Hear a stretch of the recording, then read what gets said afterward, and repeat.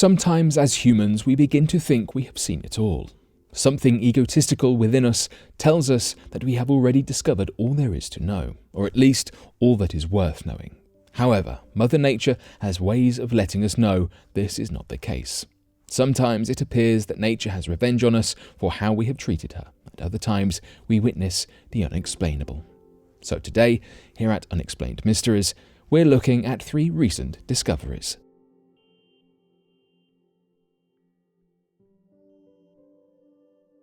Dead Sea Sinkholes. The Dead Sea is interesting enough as it is. In a hypersalinated sea located between Israel and Jordan, hardly any life is capable of living within.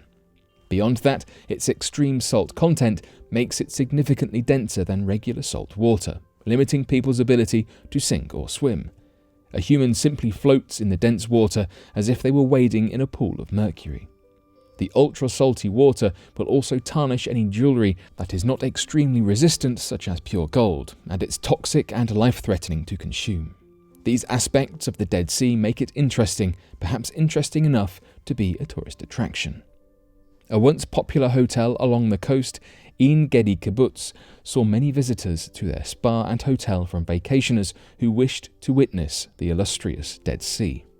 However, in recent years, the sea has lost over a third of its surface area. It recedes about a metre each year and shows no signs of stopping. A spokeswoman from Ein Gedi Spa said, "As a kid, we used to go to the spa next to the sea. There's no sea, there's no next. It's like 3 kilometres from here." Her testimony highlights how serious and unfortunate the issue is today. But the real question is, how did it get so bad? Simply put, people did not know the sea would recede this much, and the mechanics of it were not well understood. To add insult to injury, the areas where the sea is receding are experiencing massive sinkholes, destroying roads and desolate the land once covered by salty waters. Salt deposits in the land are discovered by rainwater and cause voids beneath the sand, causing sinkholes. There are now thousands of massive sinkholes surrounding the Dead Sea, some reaching 10 metres deep. Signs must be posted to warn of the dangers of venturing too far into the area, because just walking out to witness the sea's magnificent allure is nearly impossible unless you have a death wish. Unfortunately, climate change is a large driver in this issue and will continue to exacerbate it until at least a decade after something is done to reverse climate change. Until then, do not forget, do not take Mother Nature for granted, for she may strike back. Discovery of ancient Mayan city halts ongoing railway project. A railway project of massive proportions has been underway since 2020 in the Yucatan Peninsula in Mexico. The idea is to connect Yucatan's historic sites, encouraging tourism and highlighting indigenous cultures. However, as it seems, the world's ancestors are doing everything in their power to avoid this transportation revolution from being carried out. While working on the project, more than 300 buildings were discovered, consisting of ancient Mayan civilization, causing another delay to the project.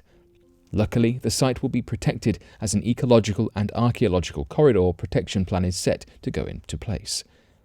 It's crazy to imagine that a civilization of humans from the far future would react to finding 300 buildings we use daily, let alone many mundane and jaded responses to discovering hundreds of ancient Mayan buildings and structures.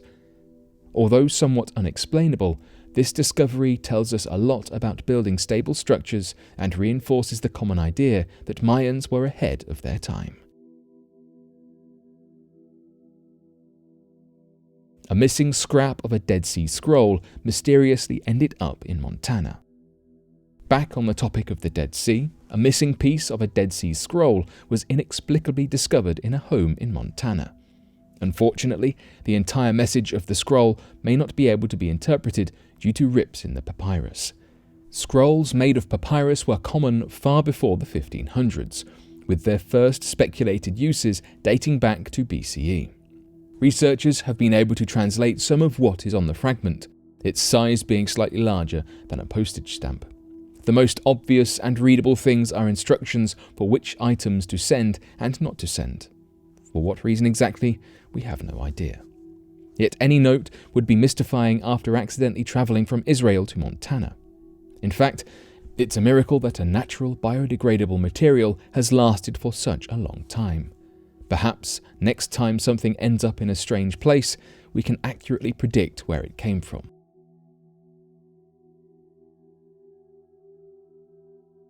No paints or substances. No matter which side of the authenticity argument you find yourself on, an enduring mystery of the shroud is the source of the image of a man. If it were painted on as part of the supposed forgery of the Middle Ages, chemists would be able to analyse and identify the chemical profiles of the pigments used, as well as even microscopic signs of brushstrokes, both of which are conspicuously lacking. In fact, there is no evidence of any form of paint, dye, or any other substance being used to darken the fibres. It is as if the individual fibres simply changed colour of their own accord, presumably from chemical reactions as a result of laying upon the body as the burial shroud of Jesus Christ.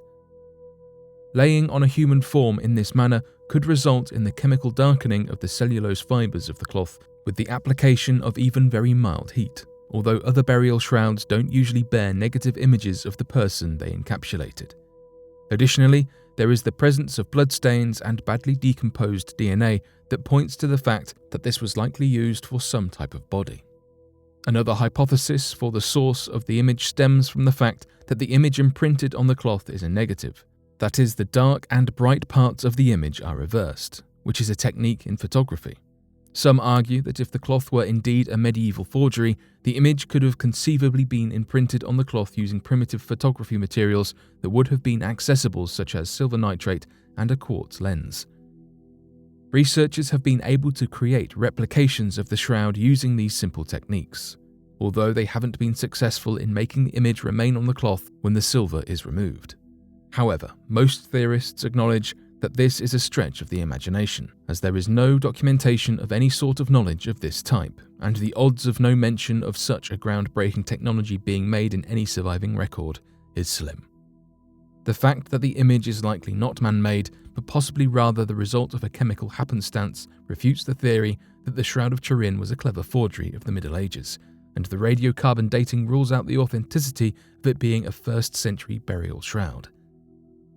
Theory moderates combine these two compelling pieces of evidence and suggest that perhaps the linen was the shroud of a crucified man in the Middle Ages, something that was not unheard of for the time. Whether or not the Shroud of Turin is even proven to be authentic or merely a forgery, it is nonetheless an incredibly powerful artifact that contributes greatly to the faith of millions of people all over the world. Even from the perspective of non-believers, the shroud is a powerful archaeological piece dating back to the Middle Ages with a shockingly accurate depiction of a crucified man. Although how this image appeared on the cloth will likely remain a hotly debated mystery, the significance of the Shroud of Turin cannot be contested, no matter which side you fall on.